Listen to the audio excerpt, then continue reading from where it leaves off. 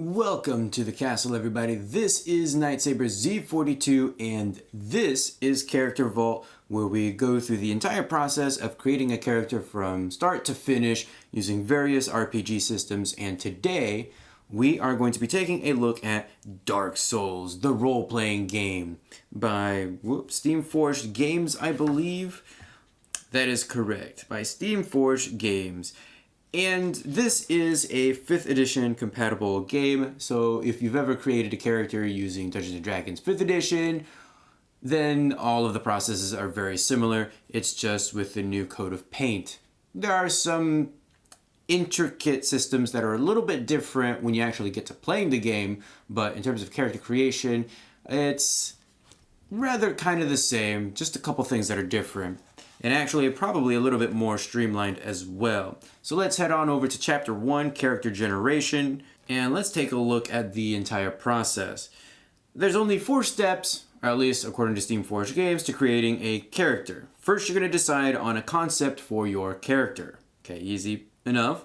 Then we'll choose or randomly determine your memory, backstory, and drive. Then you're going to select your origin, and this gives you your attribute scores and modifiers. And then we'll select our class, which will give us our skills, class abilities, and starting equipment. So a little bit more streamlined, I feel, than the Dungeons & Dragons way. But then again, this is Lothric we're talking about, or Dark Souls. So it's going to be different and more self-contained, in my opinion. So I'm not actually going to come up with a character concept here. So I'm actually going to skip that. And instead, we're going to dive right into the backstory, memory, and drives. Now, something to make note of, I'm actually going to be doing this all randomly. I'm going to choose my memory, backstory, and drive randomly. I'm going to choose my origin randomly, and I'm also going to choose my class randomly as well, just to kind of keep things a little bit more interesting. Some things that you'll need before we get started. Of course, you're going to need the character sheet, and I actually had to search for this one, but you can actually find it on steamforgedgames.com, go into resources, and then find Dark Souls, and this is like the only resource for that game, so easy.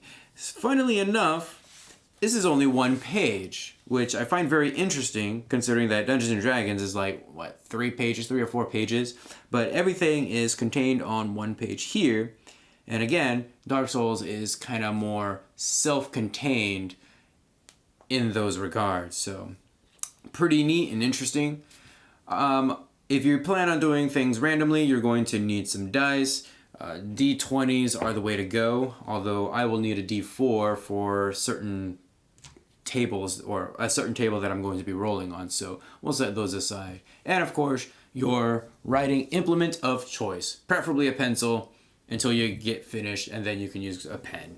So let's take a look at the different backstories that we can get for our chosen undead, or the unkindled, I believe is what we are called in this game. So we have backstories, memories, and drives, all of which require a D20 unless you are going to pick. So, who was your character before they awoke by the bonfire? What had they done? What did they seek to escape? The table opposite contains several possibilities. Of course, you can randomly choose one by rolling a d20, select the one you like the most, or use them as inspiration for crafting your own. So I got my d20. Let's see what we come up with. We have a 9. A killer for hire is an ugly name for an ugly job, but it was your ugly job and you were good at it. Interesting. Next we have memories.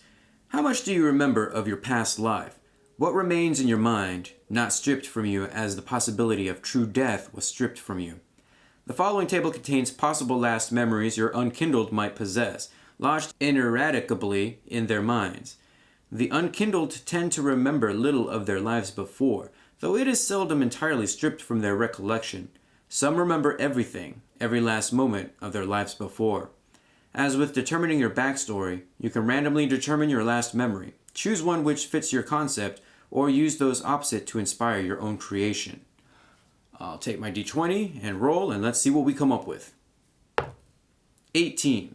A thud. A second thud. No pain, not initially.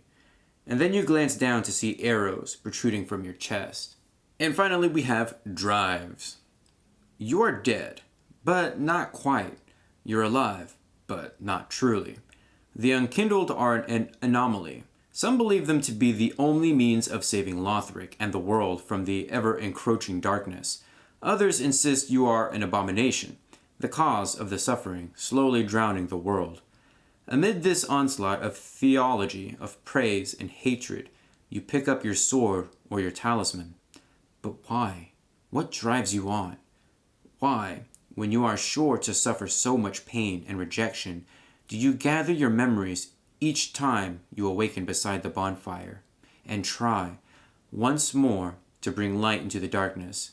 Use the table opposite to randomly generate a drive. Choose one which suits your character concept or inspire one of your own. So I'll take my d20 once again and let's see what we come up with. 11. To correct the mistakes of the Cinder Lords. Now, something to make note of, our backstory, our memory, and our drives, they actually do something for us. So once per long rest, you may invoke each of these character elements to gain a specific mechanical benefit. When we invoke our memory, that allows us to roll with advantage on one check of our choice. When we invoke our backstory, that allows us to roll with advantage on one saving throw of our choice. And when we invoke our drive, that allows us to re-roll one failed check or saving throw of any kind. Being creative and finding interesting ways of utilizing these character elements is actively encouraged. Add additional details to further justify your choices, elaborate on what happened, and gradually unfurl your backstory as you find new ways of using it. The only things to remember are that the GM must agree to your invocation, and you must directly cite your character element. That is, it must form a key part of your invocation. Let's go ahead and turn to not our origins. I'm actually going to save origins for after we decide what our class is. And the reason why is because our origin actually goes well with certain classes, or rather our classes go well with certain origins.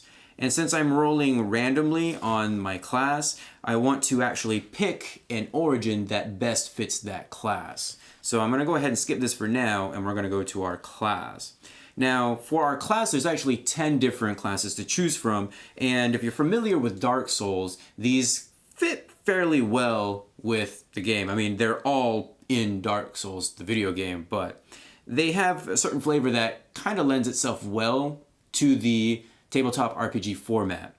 So we have the Knight, which is a resolute warrior, well armored and devoted to their cause. We have the Mercenary, a canny, cunning warrior who uses two swords to cut down enemies. Then we have the Assassin, a killer from the shadows, appearing when least expected to finish their enemy.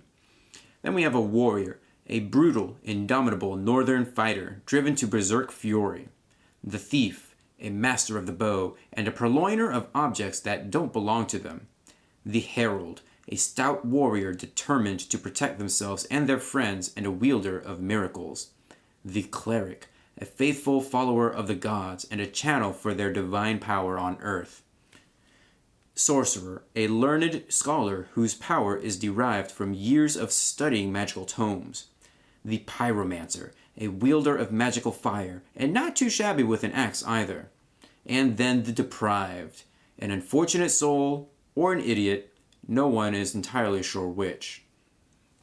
All of these classes give you some sort of a primary ability, saving throws and proficiencies, as well as your armor and weapon proficiencies. The only one that does not do so is the Deprived, which is actually basically a choose your own class or make up your own class, just as it was in the video game. So the Deprived allows us to choose one primary ability. It allows us to choose 2 saving throws and proficiencies, and then it allows us to have proficiency with all armor, shields, and weapons, as long as the prerequisites are met. So if you're looking to create your own class, then the Deprived is the way to go for that. So I am going to roll a d10 to see what it is I come up with. And I am going straight down the list from 1 through 10. We have a 1. We are a knight. The resolute warrior, well armored and devoted to their cause. Our primary ability is strength, so that means our saving throws and proficiencies are going to be strength and constitution, and we are proficient with all armor, shields, and weapons as long as the prerequisites are met. And I guess I should point out, this is kind of rather silly, but all classes are proficient with all armors and shields and weapons so long as the prerequisites are met. So you get a lot of customization in that regard. So now that I've determined what my class is, I'm actually going to go back to figure out which of these 4 origins I'm going to take. So our 4 choices are the Brute. Big, strong, obdurate. You're used to enduring pain and continuing to push on, push forward, push through. There's nothing out there, no creature lurking in the darkness. You're unable to defeat. The strength of your sword arm is all that matters. Then we have the Fencer. Constantly moving, your blade a flowing line of silver, you're a deadly combatant. You are a master of the blade, of the parry and riposte, of the forms of war. There is nothing you know and love more than the relentless surge of battle. You're always ready to duel, and no foe is too large or too deadly for you. We also have the Jack of all trades. You're skilled at whatever you turn your hand to. You might not be the finest fighter, but you're more than capable of gutting a demon, if given the chance. You might not be the most scholarly of people, but you can make your prayers heard or your spells work. You're capable of anything, and those who underestimate you end up regretting it. And then last but not least, we have the Caster. Wreathed in mystical powers, you draw on the powers of the beyond, shaping it and using it to cast powerful spells at the blighted creatures you encounter. Your ability to wield the deadliest of magical powers makes you feared. The flame you conjure in your hand, or the bolt of lightning called up from nothing, all are weapons. Weapons capable of obliterating the staunchest of foes. So what I do like about this page is that they do tell you what those origins are good at. So for example, the one that we're going to take is the Brute. Brutes are good at taking damage. You can protect your party and drawing the enemy's ire. Dealing out pain, you're strong and deadly. With the right weapon, you're unstoppable. You make an excellent knight, mercenary, or warrior. So I really do like how you can take, the obvious choice, but you don't have to. I mean, I could definitely take the Caster if I so wish, and maybe spec into something else a little bit later. Do like a little bit of a multi-class. So some of the things that the Brute actually gets, we have a position die, which is 1d10 per Brute level. And position that's basically your HP, your stamina, your magic. It's all rolled up into one. So if you take those concepts from the video game, HP, stamina, and magic, this is all of that put together. So take a moment to think about that. So our position at first level is going to be 10 plus our constitution modifier plus 1 at first level. And then our position at higher levels will be 1d10 or 6 plus your constitution modifier plus your brute level after first. Something that's rather new in this game, aside from Dungeons & Dragons, that sets it apart from Dungeons & Dragons, is our Bloodied effect. So during combat, when reduced to 50% of their starting position pool, a brute gains the following benefits. They may add an additional +3 to their AC, they gain advantage on all strength-related checks and saving throws, and they reduce all damage they take by 2 points. So, fairly cool. And our base statistics, we have a strength of 15, a dex of 10, a con of 14, intelligence of 10, wisdom 12, and charisma 13. All base speeds are 30 across the board, so we don't really have to worry about that. So now that we've decided which of the origins we're taking, let's go back to our class. So, luckily, our class is actually the first in the list.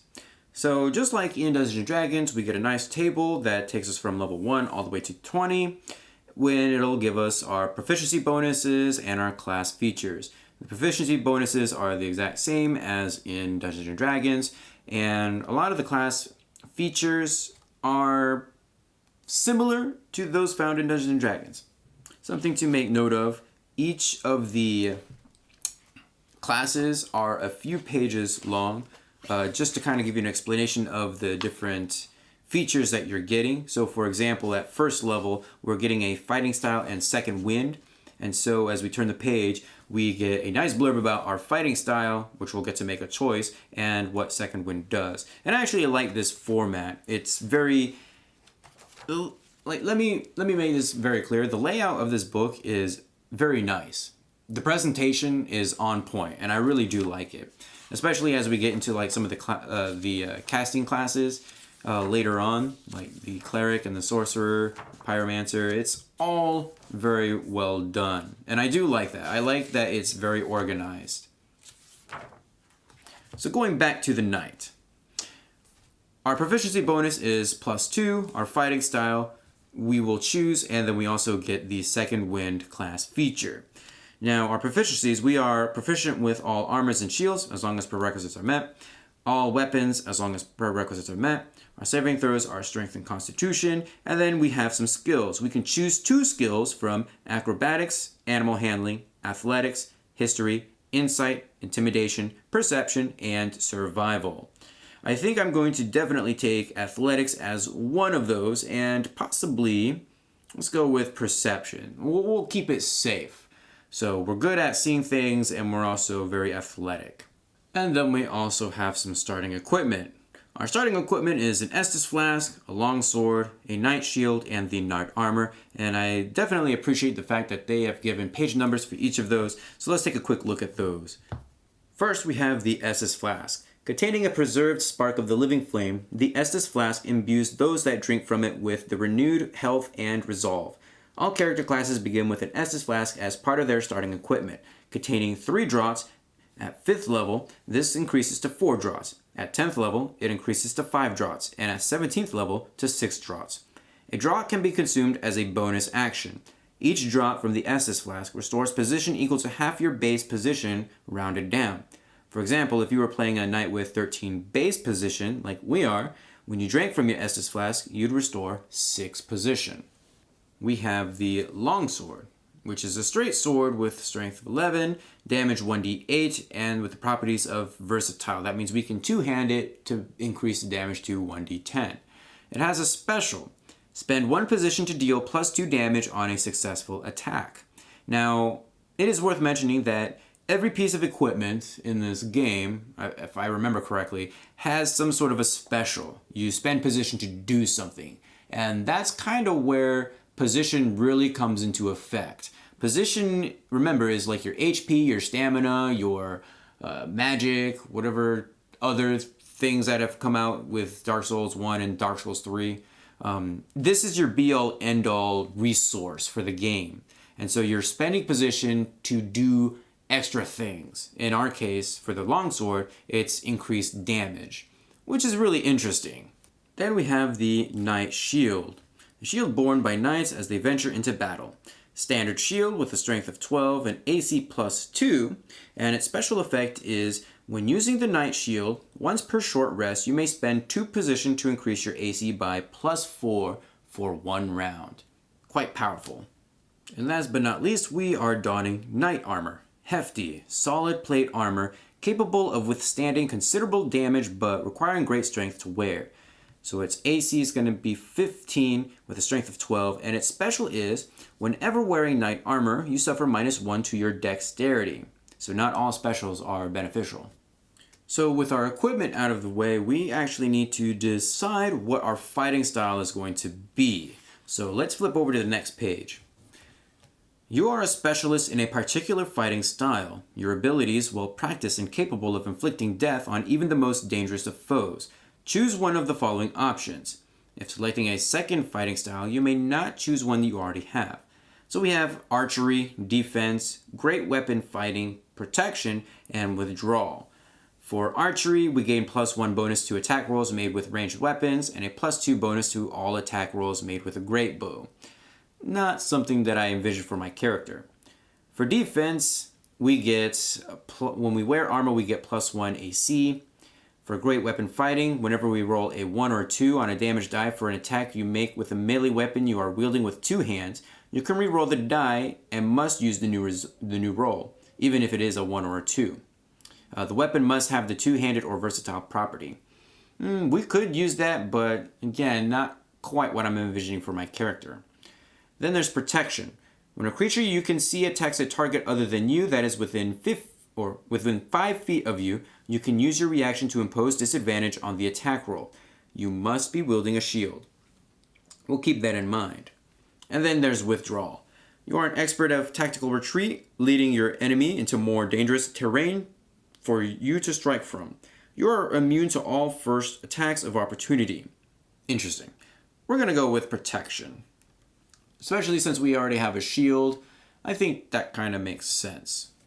Our other feature is Second Wind. You have a limited well of stamina that can be drawn upon to protect yourself from harm. On your turn, you can use a bonus action to regain position equal to 1d10 plus your knight level. Once this feature has been used, you must either short or long rest to regain it. So that is it for Gareth, our knight level 1 PC. He has an armor class of 17 as long as he's wearing his knight armor and his shield. He has an initiative of -1 as long as he's wearing that armor. A speed of 30 feet. His starting position is 13 and he has a position die of 1d10. His stats are as follows: 15 for strength, 10 or 9 for dexterity, 14 for constitution, 10 for intelligence, 12 for wisdom, 13 for charisma, and his skills are a +5 in athletics and a +4 in perception. For his bladed ability, he gets +3 AC, advantage on strength checks, and reduces the damage by 2.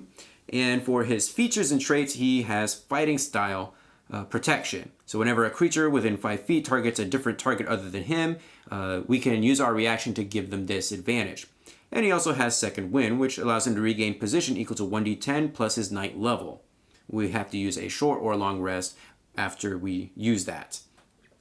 We have an Estus Flask, a longsword, and knight shield and knight armor. And we have 3 uses of the Estus Flask every time or before we have to rest at the bonfire. So overall, creating a character is fairly simple. It's straightforward. There isn't really a whole lot of options and choices to choose from like in Dungeons and Dragons nowadays, which I'm very thankful for. It's a little bit more streamlined. You just choose an origin, choose a class, have at it. It tells you everything that you need to know, which that could be beneficial for some players, or it could be a turnoff for others. In terms of the character sheet, I find it very awkward that you have to write your backstory, your memory, and your drive points all on these little lines up at the top.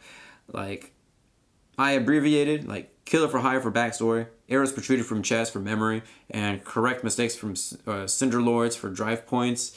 And it's kind of really awkward for that. So, other than that, everything worked out quite well. And if I was going to play Dark Souls, I think I might kind of refine some of the backstory and the memories a little bit, but I think we are fairly good to go. It's just that easy. So feel free to leave a comment down below, give this video a huge thumbs up to support this series, and subscribe if you would like to see more. I will see you guys in the next video.